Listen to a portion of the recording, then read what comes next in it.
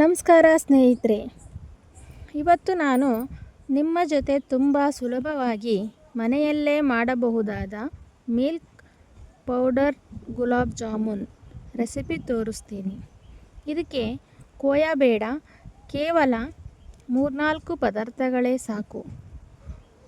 ಅದು ಹೇಗೆ ಗುಲಾಬ್ ಜಾಮೂನ್ ಮಿಲ್ಕ್ ಪೌಡರಿಂದ ಮಾಡೋದು ಅಂತ ನೋಡೋಣ ಬನ್ನಿ. ತುಂಬ ಮೃದುವಾಗಿ ಬರುತ್ತೆ ಫ್ರೆಂಡ್ಸ್.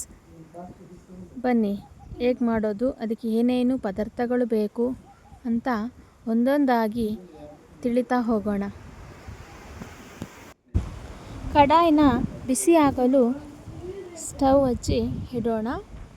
ಫ್ರೆಂಡ್ಸ್, ನೋಡಿದ್ರಲ್ಲ, ಇದಕ್ಕೆ ತುಪ್ಪ ಸೇರಿಸಿ ಹಾಗೂ 1 ಕಪ್ ಹಾಲನ್ನು ಸೇರಿಸಿ ನಾನು ಬಿಸಿಗಿಟ್ಟಿದ್ದೇನೆ. ಇದಕ್ಕೆ 2 ಕಪ್ಪು ಹಾಲು ಪೌಡರನ್ನು ಸೇರಿಸಿಕೊಳ್ತಿದ್ದೇನೆ. ಫ್ರೆಂಡ್ಸ್, ಇದು 2 ಕಪ್ ಹಾಲು ಪೌಡ್ರನ್ನ ನಾವು ಚೆನ್ನಾಗಿ ಮಿಕ್ಸ್ ಮಾಡ್ತಾ ಹೋಗಬೇಕು. ಲೋ ಫ್ಲೇಮಲ್ಲಿ ಇಟ್ಕೋಬೇಕು. ಲೋ ಫ್ಲೇಮಲ್ಲಿ ಇಟ್ಕೊಂಡು ಹುರಿಯೋದ್ರಿಂದ ಅದು ತುಂಬ ಸಿಯೋದಿಲ್ಲ. ಇದು ಗೋಲ್ಡನ್ ಬ್ರೌನ್ ಕಲರ್ ಬರೋವರೆಗೂ ನಾವು ಲೋ ಫ್ಲೇಮಲ್ಲೇ ಇಟ್ಕೊಂಡು ಇದನ್ನು ಕೈ ಆಡಿಸ್ತಾನೇ ಇರಬೇಕು.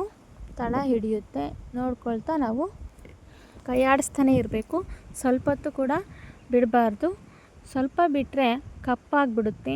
ಸೊ ಹಾಗಾಗಿ ನಾವು ಇದನ್ನು ಚೆನ್ನಾಗಿ ಫ್ರೈ ಮಾಡ್ಕೋಬೇಕು. ನೋಡಿ ಫ್ರೆಂಡ್ಸ್, ಈ ಥರ ಇದು ಬ್ರೌನ್ ಕಲರ್ ಬರ್ತಾ ಇದೆ ನೋಡಿ. ಈ ಹದ ಇದ್ದರೆ ಸಾಕು, ತುಂಬ ಉರಿಬೇಕು ಅಂತ ಏನಿಲ್ಲ. ಇದು ಉಂಡೆ ಉಂಡೆ ಬರುತ್ತಲ್ಲ ಫ್ರೆಂಡ್ಸ್, ಇದನ್ನು ನಾವು ಫಸ್ಟು ಆರಲು ಇಡಬೇಕು. ಈಗ ಇಷ್ಟು ಇದ್ದರೆ ಸಾಕು. ಇಷ್ಟು ಹುರಿದಿದೆ ಅಲ್ಲ, ಇದನ್ನು ನಾವು ಸೈಡಲ್ಲಿಟ್ಟು ಇದನ್ನು ತಣ್ಣಗಾಗಲು ಬಿಡೋಣ. ಇದನ್ನು ಸೈಡಿಗೆ ಇಟ್ಕೊಂಡು ನಾವೀಗ ಸಿರಪ್ ಮಾಡಿಕೊಳ್ಳೋಣ. ಒಂದು ಬಟ್ಟಲಿಗೆ ನೋಡಿ, ಇದಕ್ಕೆ 2 ಕಪ್ಪು ಸಕ್ಕರೆ ಹಾಕ್ಕೊಳ್ತಿದ್ದೀನಿ. ಅದಕ್ಕೆ 2 ಕಪ್ಪು ನೀರು ಹಾಕ್ಕೊಳ್ಬೇಕು.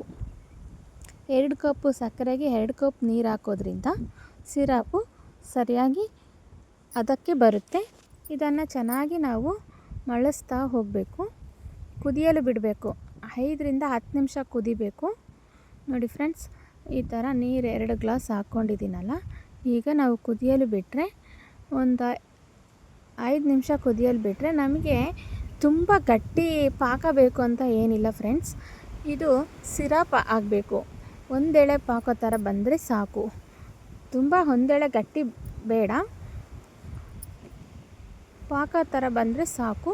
ಇದು ಸ್ವೀಟ್ ಸಿರಪ್ ಅಲ್ವಾ, ಗುಲಾಬ್ ಜಾಮೂನು ಹಾಕಿದಾಗ ತುಂಬ ಗಟ್ಟಿ ಇರಬಾರ್ದು, ತೆಳು ಇದ್ದರೆ ಆಯಿತು. 5-10 ನಿಮಿಷ ಕುದಿಸಿದ್ರೆ ನಿಮಗೆ ಈ ರೀತಿ ಸಿರಪ್ ರೆಡಿಯಾಗುತ್ತೆ. ಈ ಸಿರಪಿಗೆ ನಾವು ತುಂಬ ಟೈಮ್ ತಗೊಂಡು ಬಿಟ್ರೂ ಸೊ ಇದು ಗಟ್ಟಿ ಆಗಬಾರ್ದು ಅಂತ ನಾನು ಒಂದು ಟಿಪ್ಸ್ ಹೇಳ್ಕೊಡ್ತೀನಿ. ಇದಕ್ಕೆ ಅರ್ಧ ನಿಂಬೆಹಣ್ಣಿನ ರಸನ ನಾವು ಹಿಂಡ್ಕೊಂಡ್ರೆ ಇದು ತುಂಬ ಹೊತ್ತಿನ ತನಕ ತೆಳುವಾಗಿಯೇ ಇರುತ್ತೆ, ಪಾಕ ಗಟ್ಟಿ ಆಗೋದಿಲ್ಲ. ಸೊ ಹಾಗಾಗಿ ಅರ್ಧ ಹೋಳು ನಿಂಬೆಹಣ್ಣು ತಗೊಂಡು ನಾನು ಇದಕ್ಕೆ ಪಾಕಕ್ಕೆ ಹಿಂಡ್ಕೊಳ್ತಾ ಇದ್ದೀನಿ. ಫ್ರೆಂಡ್ಸ್, ಇದು ಹಿಂಡ್ಕೊಂಡು ಆಗಿದೆ.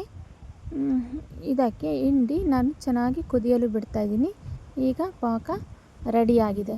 ಇದನ್ನು ಸೈಡಲ್ಲಿ ಇಟ್ಕೊಂಡು ನಾನು ತಣ್ಣಗಾಗಿರೋದನ್ನು ಮಿಕ್ಸಿಗೆ ರುಬ್ಕೊಳ್ತಾ ಇದ್ದೀನಿ. ಇದು ಫುಲ್ಲು ನೈಸ್ ಆಗುತ್ತೆ ಫ್ರೆಂಡ್ಸ್. ಆವಾಗ ನೋಡಿ ನೈಸ್ ಆಗುತ್ತೆ. ಈಗ ನೈಸಾಗಿ ರುಬ್ಕೋಬೇಕು.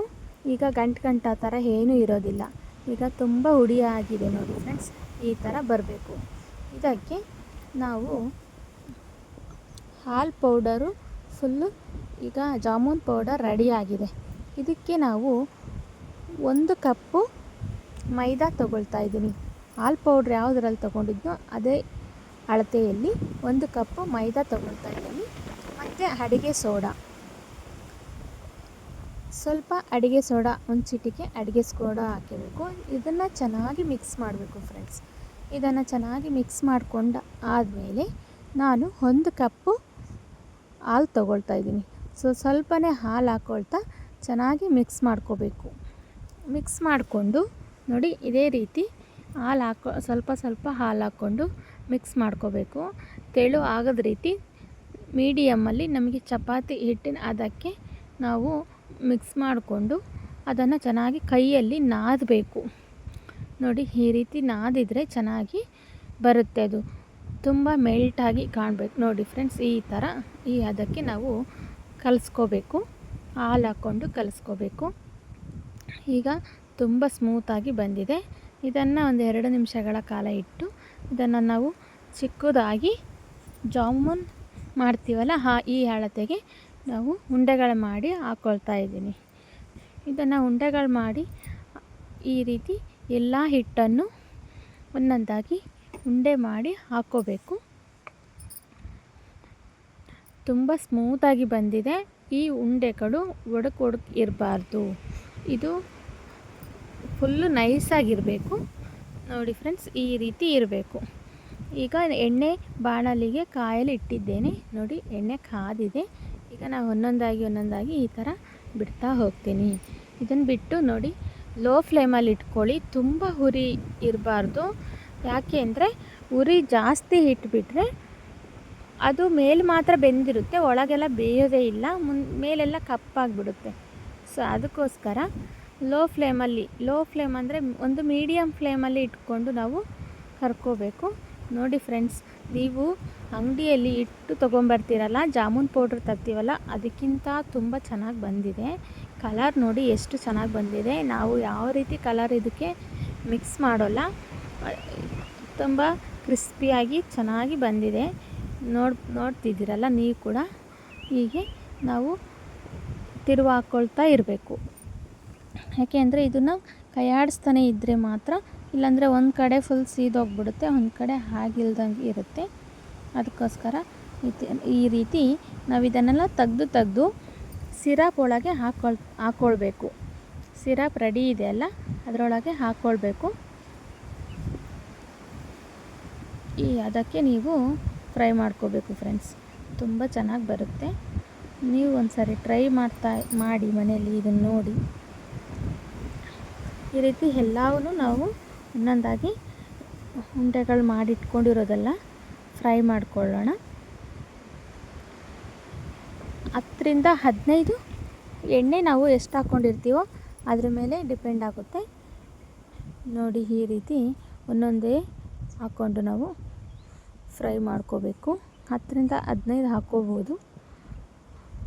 ಒಂದು ಮೀಡಿಯಮ್ ಫ್ಲೇಮಲ್ಲಿ ಬೇಯಿಸೋದ್ರಿಂದ ಇದು ತುಂಬ ಕ್ರಿಸ್ಪಿಯಾಗಿ ಮತ್ತು ಒಳಗಡೆ ಎಲ್ಲ ನೀಟಾಗಿ ಬೆಂದಿರುತ್ತೆ ಫ್ರೆಂಡ್ಸ್. ಈಗ ನಾವು ಒಳ್ಳೆ ಮನೆಯಲ್ಲೇ ಮಾಡೋದ್ರಿಂದ ಈ ಥರ ನಮಗೆ ಬೇಕಾಗಿದ್ದ ಆಯಲಲ್ಲಿ ನಾವು ಬೇಯಿಸ್ಕೋಬೋದು. ಮತ್ತು ಮಿಲ್ಕ್ ಪೌಡರು ಇಂದ ಯಾವುದು ಸೈಡ್ ಎಫೆಕ್ಟ್ ಇರೋದಿಲ್ಲ. ಮಿಲ್ಕ್ ಪೌಡರಿಂದನೇ ಮಾಡ್ಕೋಬೋದು. ಅದು ಪ್ಯಾಕಿಂಗ್ ಯಾವಾಗೋ ಆಗಿರುತ್ತೋ ಏನೋ. ಮನೆಯಲ್ಲಿ ನಾವೇ ತಯಾರು ಮಾಡೋದ್ರಿಂದ ನಮಗೆ ಮಕ್ಕಳ ಆರೋಗ್ಯ ಮತ್ತು ಮನೆಯವರೆಲ್ಲರ ಆರೋಗ್ಯನೂ ಚೆನ್ನಾಗಿರುತ್ತೆ. ತಿನ್ನಲಿಕ್ಕೂ ಎಲ್ಲರಿಗೂ ಟೇಸ್ಟಿಯಾಗಿರುತ್ತೆ. ಎಷ್ಟು ಬೇಕಾದರೂ ಮಾಡ್ಕೋಬೋದು. ನೋಡಿ ಈ ರೀತಿ ಮಾಡ್ಕೊಳ್ಳಿ. 50 ರಿಂದ 60, 2 ಕಪ್ಪಲ್ಲಿ 50 ರಿಂದ 60 ನಾವು ಗುಲಾಬ್ ಜಾಮೂನ್ ಮಾಡಿದ್ದೇವೆ. ನೋಡಿ ಎಷ್ಟು ಚೆನ್ನಾಗಿ ಕಲರ್ ಬಂದಿದೆ. ನೋಡಿ ತುಂಬ ಚೆನ್ನಾಗಿ ಬಂದಿದೆ. ಇದನ್ನು ನಾನು ಪಾಕದಲ್ಲಿ ಸೇರಿಸ್ಕೊಂಡಿದ್ದೀನಿ. ನೋಡಿ ಈ ಥರ. ಇದನ್ನು 1 ಅವರ್ ಬಿಟ್ಟು ನಾವು 1 ಅವರ್ ಆದರೂ ಇಡಬೇಕು. 1 ಅವರಿಂದ 2 ಅವರ್ಸ್ ಇಟ್ಟಷ್ಟು ನೆನೆದಷ್ಟು ಅದು ತುಂಬ ಸ್ಮೂತಾಗಿ ಚೆನ್ನಾಗಿ ಬರುತ್ತೆ ಫ್ರೆಂಡ್ಸ್.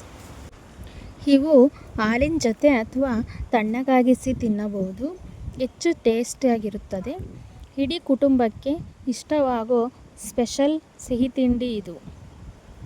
ಹೀಗಾಗಿ ಸ್ನೇಹಿತರೆ, ಮಿಲ್ಕ್ ಪೌಡರ್ನಿಂದ ತಯಾರಿಸಿದ ಗುಲಾಬ್ ಜಾಮೂನ್ ಎಷ್ಟು ಸುಲಭ ಅನ್ನೋದನ್ನು ನೀವು ಕೂಡ ನೋಡಿದ್ರಿ. ಈ ರೆಸಿಪಿ ಇಷ್ಟವಾದರೆ ದಯವಿಟ್ಟು ವಿಡಿಯೋಗೆ ಲೈಕ್ ಮಾಡಿ, ನಿಮ್ಮ ಅಭಿಪ್ರಾಯ ಕಾಮೆಂಟ್ ಮಾಡಿ ಮತ್ತು ಚಾನಲ್ ಭಾರತಿ ಅಡಿಗೆಗೆ ಸಬ್ಸ್ಕ್ರೈಬ್ ಮಾಡಿ. ಇನ್ನಷ್ಟು ಮನರಂಜನಾ ಹಾಗೂ ಆಸಕ್ತಿದಾಯಕ ಅಡುಗೆಗಳು ನಿಮಗಾಗಿ ಬರಲಿವೆ. ಧನ್ಯವಾದಗಳು.